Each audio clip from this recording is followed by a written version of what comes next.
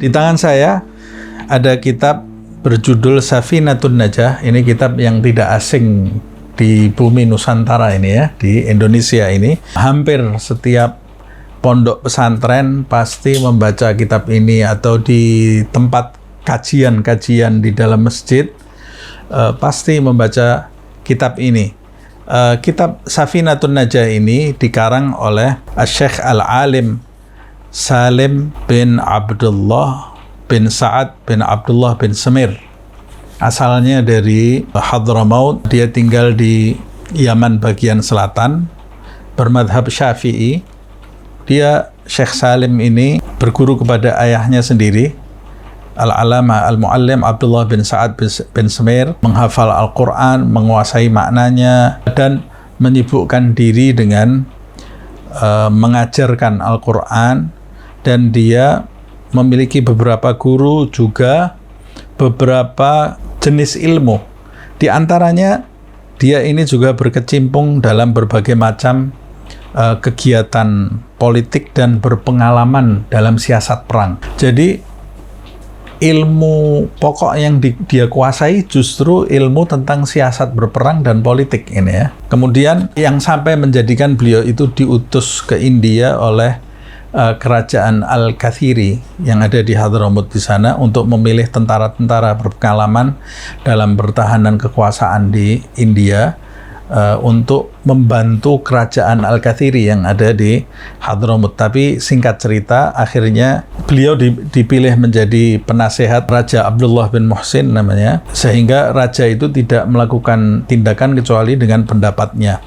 Tapi di suatu masa raja itu bertindak tanpa nasihat dia, sampai dia kemudian marah dan kecewa, meninggalkan raja tadi, sampai singkat cerita melakukan perjalanan di India itu dari satu tempat ke tempat sampai ke Jawa di Nusantara ini, mengajar di sini, memiliki murid, sampai menulis kitab ini ya, Safinatun Najah, dan wafat di Jawa ini ya. Konon wafat di Betawi ini, dan konon kuburannya ada di Betawi, tapi saya tidak tahu tepatnya di mana itu ya.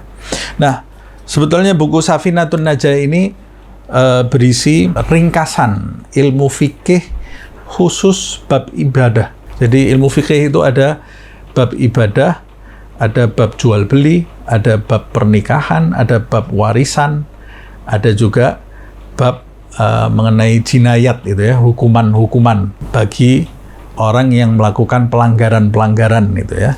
Nah, ini kitab Safinatun Najah itu berkaitan dengan bab ibadah, yaitu kesucian, sholat, puasa, zakat, dan haji.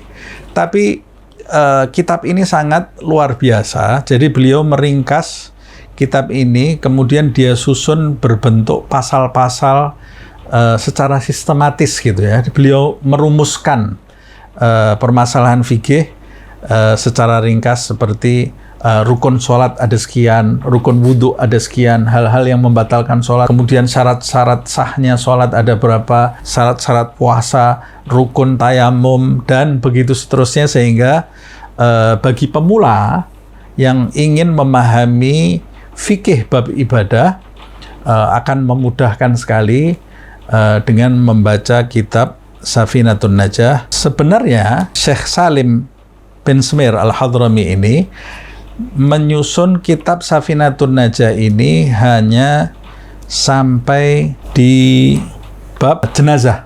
Setelah itu dia tidak melanjutkan. Kemudian dilanjutkan oleh Syekh An-Nawawi Al-Bantani, ditambah oleh Syekh An-Nawawi Al-Bantani dengan bab zakat. Begitu juga bab puasa. Syekh An-Nawawi Al-Bantani menambah Safinatun Najah ini dengan bab zakat dan puasa. Selesai. Kemudian di kemudian hari ditambah lagi bab haji oleh Muhammad Ali Ba'atiyah yang dikutip dari kitab Matan Abu Suja. Ditambah bab haji supaya pembahasan bab ibadahnya lengkap. Jadi ada sholat, puasa, zakat, dan haji.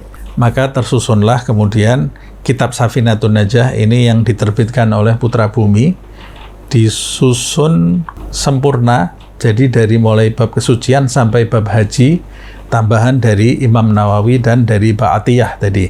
Nah, kebanyakan yang beredar di pasar yang hanya disusun oleh Syekh Salim bin Semir sampai di bab sholat saja. Tapi yang diterbitkan oleh penerbit Putra Bumi ini disusun dengan tambahan-tambahannya. Begitu pula ada terjemahannya di sampingnya seperti ini, jadi memudahkan bagi orang yang ingin mengkaji kitab ini. Rasulullah SAW bersabda, "Man yuridillahu bihi khairan yufaqihu fid din."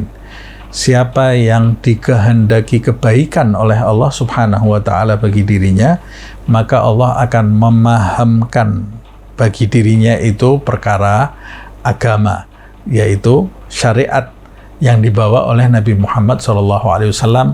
Maka kaji kitab Safinatun Najah, semoga kita termasuk orang-orang yang dikehendaki kebaikan oleh Allah Subhanahu wa taala di dalam diri kita. Amin ya rabbal alamin.